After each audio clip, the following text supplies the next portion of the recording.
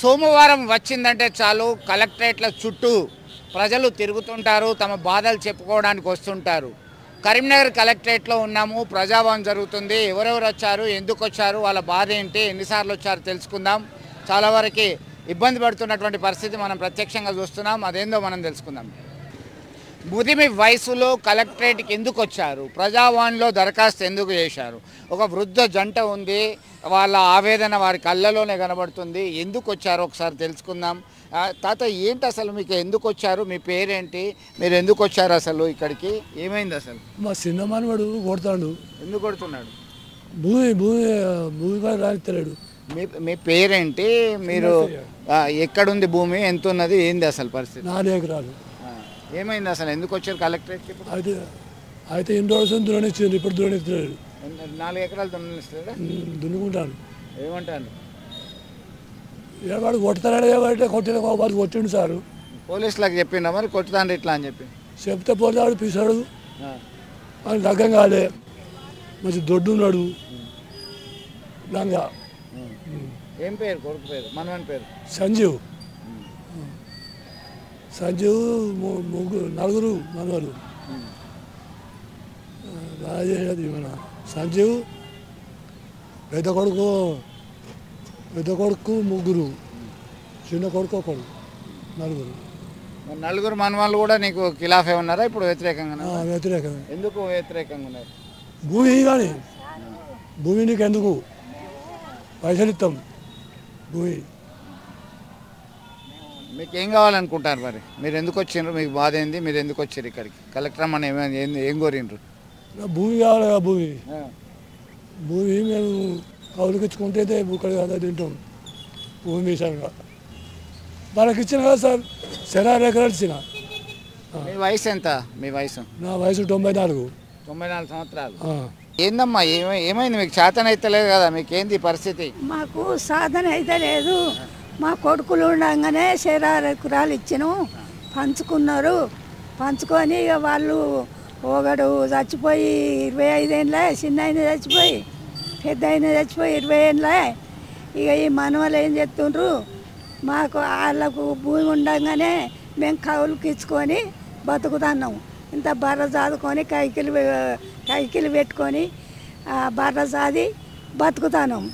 బతకంగా ఏం చేసిండ్రు, మేము 4 ఎకరాలు ఉంచుకున్నాం. కొన్నదే, వాళ్ళది కాదు, మామలది కాదు, కొన్నదే ఉంచుకుంటే ఇప్పుడు ఆ భూమి మాకు కావాలి, మాకు పట్ట చెయ్యి, లేకుంటే నేను చంపుతాం, చేస్తాం, నిన్ను అది చేస్తాం ఇది చేస్తామని ఆయనతో నాడు వచ్చిండు.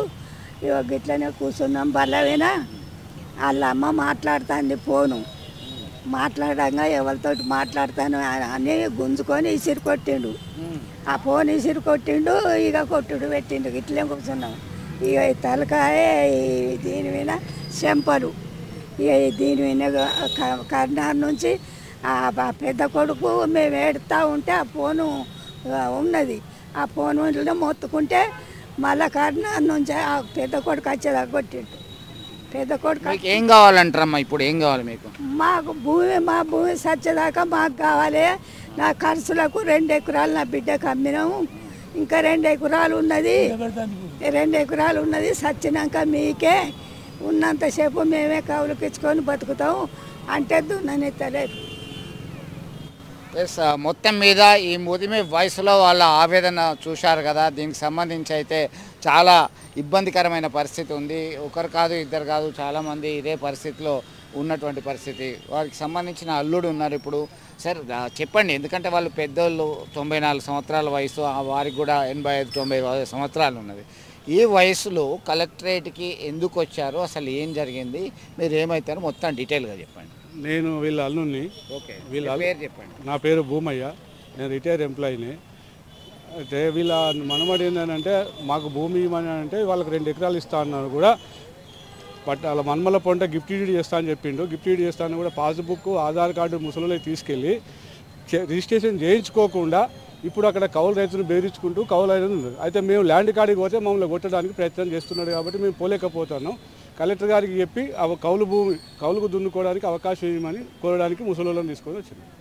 అంటే పెద్దలను వేల్చి పెద్దల సమక్షంలో పంచాయతీ జరపలేదా? 16 ఎకరాల భూమి అంటున్నారు, కొడుకులు ఇద్దరు చనిపోయింది అంటున్నారు, ఇప్పుడు ఇద్దరు లేరు, కేవలం మనమళ్ళు మాత్రమే ఉన్నారు, బిడ్డలు మాత్రమే ఉన్నారు. వీళ్ళు ఎవరి దగ్గర ఉంటున్నారు? వీళ్ళ పోషణ ఎట్లా? ఆ 2 ఎకరాలకు సంబంధించినటువంటి ఇష్యూ, 4 ఎకరాల మొత్తం ఇష్యూ 2 ఎకరాల 4 ఎకరాలకు సంబంధించి కవులు చేయనిస్తలేరు. ఏమంటారు వాళ్ళ వాదన ఏంటి సార్? వాళ్ళ అదే చేయించుకుంటామన్నారు, తీసుకుంటలేరు. అసలు వాళ్ళ మనసులో ఏముందో చెప్పట్లేదు. పెద్ద మనుషులు కూడా పంచాయతీ చేసిండ్రు. పంచాయతీ చేస్తే పెద్ద మనిషి నలుగురికి 4 ఎకరాలు ఇస్తా తీసుకోమని చెప్పిండ్రు. పెద్ద బిడ్డ నాకు వద్దు, నేను తీసుకోను, నేను దాదాని ఎల్లగొట్టింది. అయితే 4 ఎకరాలు తీసుకున్నా కూడా ఒకటే బిడ్డ దాస్తుంది, అందరు తీసుకోండి అని చెప్పిండు. ఒక చిన్న బిడ్డనే దాస్తుంది, చిన్న బిడ్డనే మొత్తం బాధ్యత వహిస్తుంది, మీరు వచ్చి చూసుకుంటా ఉంది అని చెప్పి మంచిగా చెప్పినా కానీ వాళ్ళు ఇరిపించుకోలేదు. మేము ఆలోచించుకుంటాం, వీళ్ళని రాయించుకోమని చెప్పిండు. మేము ఆలోచించుకుంటామని చెప్పి 3 ఏళ్ళు అయినా కూడా ముసలి దగ్గరికి వాళ్ళు ఎవరు రాలేదు, పట్టించుకోవట్లేదు. మన వాళ్ళు కేవలం ఇప్పుడు వాళ్ళకు ల్యాండ్ కావాలి, ఇప్పుడు పట్టా చేయమంటున్నారు.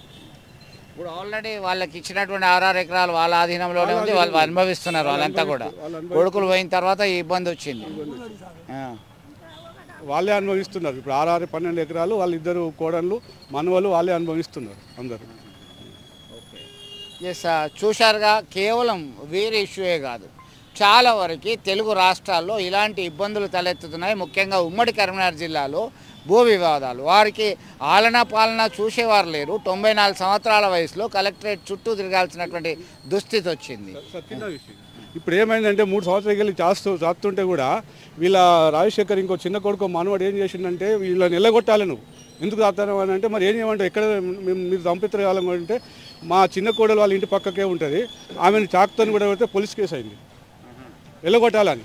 వెంటనే అది మీ చాకుతో పడవగానే ఆమె పెద్ద కోడలు ఇలా మా ఆవిడ కేసు కాలేదు, అప్పుడు పోలీస్ స్టేషన్ కేసు నడుస్తున్నది.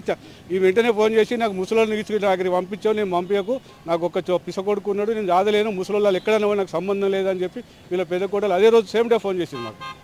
అయినా మేము వెళ్ళగొట్టాం, మేము చచ్చినా వస్తే మేము చాదుకుంటాం ముసలోళ్ళు అని చెప్పి ఇక్కడే ఉంచుకుంటున్నాం.